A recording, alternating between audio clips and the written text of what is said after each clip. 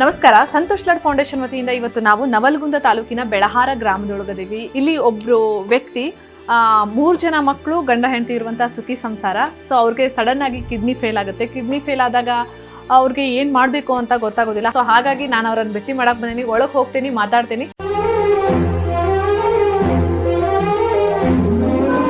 Kidney fail ಆಗ್ಯಾವ. ಗದಗಿಗೆ ತೋರ್ಸ್ಕೊಂಡ್ರೆ ಈಗ ವಾರದಾಗ 2 ಸಲ ಡಯಾಲಿಸಿಸ್ ಮಾಡಿಸ್ತೇವೆ. ಈಗ ಒಂದು ಸಾಧಾರಣ ಒಂದು ಲಕ್ಷದ ಮೇಲೆ ಹೋಗಿತ್ತು. ಅಂದ್ರೆ ಇಲ್ಲೊಂದು ಆಗೈತೆ ಹೊಲಗಿರಿ ಮೇಡಮ್. ಆಪರೇಷನ್ ಇಲ್ಲೇ ಮಾಡಿದ್ರಿ ಮೊದ್ಲಕ್ಕೆ. ಇಲ್ಲೇ ಇದು ಫೇಲ್ ಆತ್ರಿ. ಇದು ಫೇಲ್ ಆತ್ರಿ. ಫೇಲ್ ಆಗಿಂದ ಹೊಳ್ಳೆ ಮತ್ತೆ ಇಲ್ಲಿ ಹಾಕ್ಯಾರ.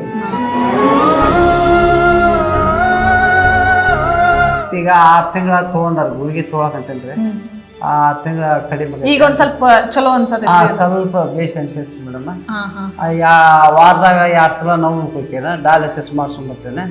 ಮಾಡ್ಸ್ಕೊಂಬದಿಂದ ಕಡಿಮೆ ಆಗೈತ್ರಿ. ಬಗನ 4 ದಿನ ಲೇಟ್ ಆತಂದ್ರೆ ಊಟ ಅದಕ್ಕೆ ಕರ್ಗೋದಿಲ್ಲ, ಹೊಟ್ಟೆ ಅಂತಂಗ.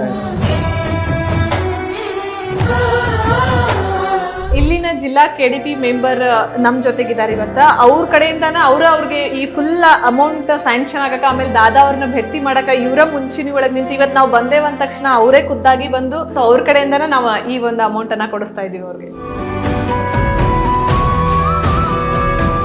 Thanks sir. ಸಾಹೇಬ್ರಿಗೆ ಚಲೋ